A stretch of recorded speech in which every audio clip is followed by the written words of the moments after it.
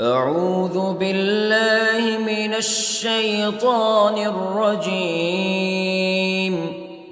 بسم الله الرحمن الرحيم. الرحمن علم القرآن خلق الإنسان علمه البيان. الشمس والقمر بحسبان والنجم والشجر يسجدان والسماء رفعها ووضع الميزان ألا تطغوا في الميزان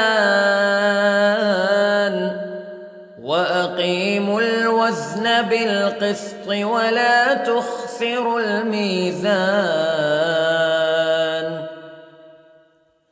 والأرض وضعها للأنام فيها فاكهة والنخل ذات الأكمام والحب ذو العصف والريحان فبأي آلاء ربكما تكذبان. خلق الإنسان من صلصال كالفخار وخلق الجان من مارج من نار فبأي آلاء ربكما تكذبان. رب المشرقين ورب المغربين فبأي آلاء ربكما تكذبان. مرج البحرين يلتقيان بينهما برزخ لا يبغيان فبأي آلاء ربكما تكذبان. يخرج منهما اللؤلؤ والمرجان فبأي آلاء ربكما تكذبان. وله الجوار المنشآت في البحر كالأعلام فبأي آلاء ربكما تكذبان. كل من عليها فان ويبقى وجه ربك ذو الجلال والإكرام فبأي آلاء ربكما تكذبان.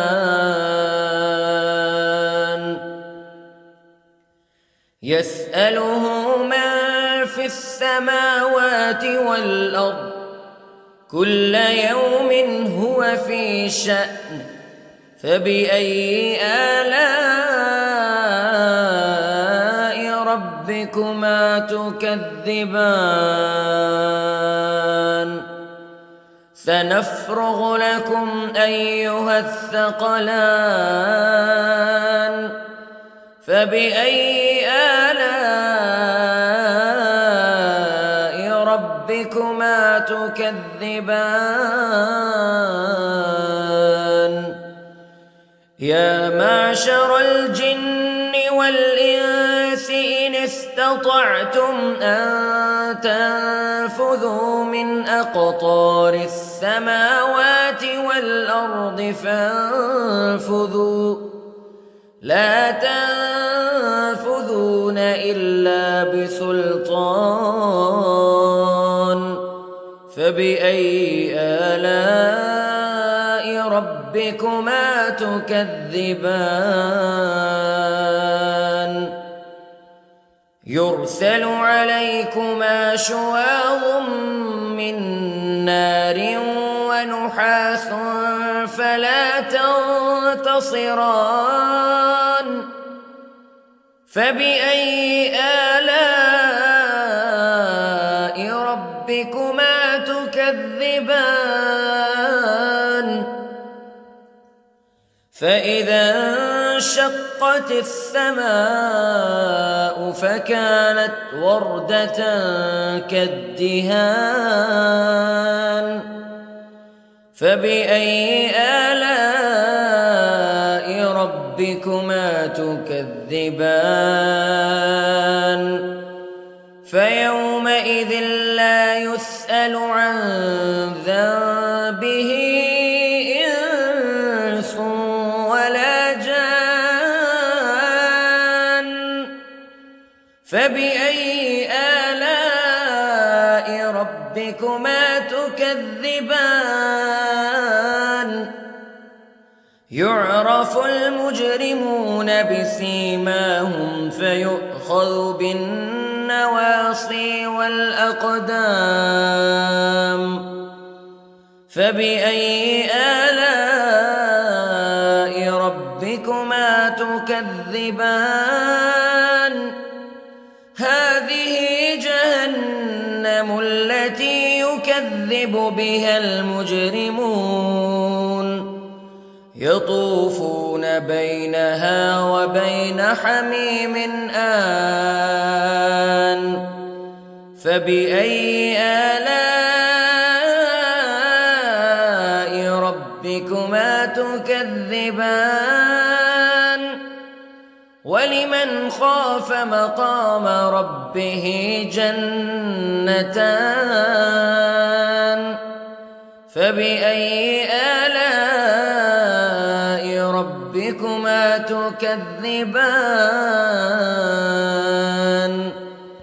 ذواتا أفنان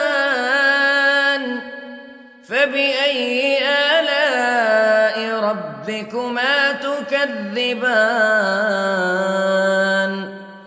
فيهما عينان تجريان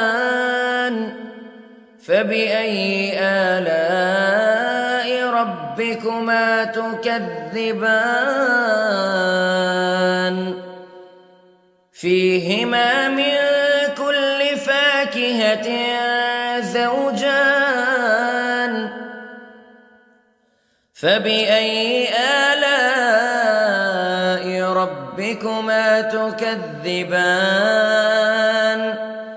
متكئين على فرش بطائنها من استبرق وجنى الجنتين دان فبأي آلاء ربكما تكذبان فيهن قاصرات الطرف لم يطمثهن إنس قبلهم ولا جان فبأي آلاء ربكما تكذبان كأنهن الياقوت والمرجان فبأي آلاء ربكما تكذبان هل جزاء الإحسان إلا الإحسان فبأي آلاء ربكما تكذبان ومن دونهما جنتان فبأي آلاء ربكما تكذبان مدهامتان فبأي آلاء ربكما تكذبان فيهما عينان نضاختان فبأي آلاء ربكما تكذبان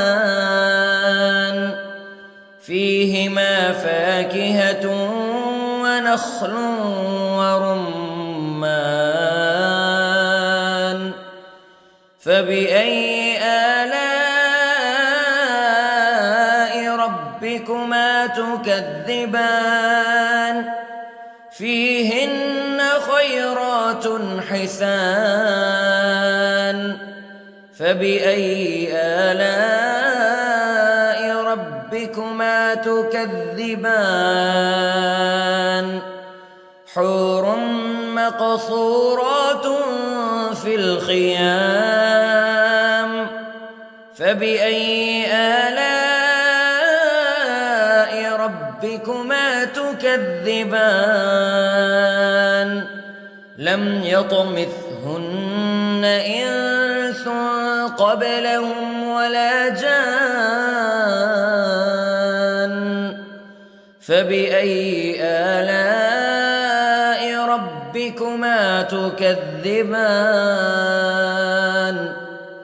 متكئين على رفرف خضر وعبقري حسان فبأي آلاء ربكما تكذبان تبارك اسم ربك ذي الجلال والإكرام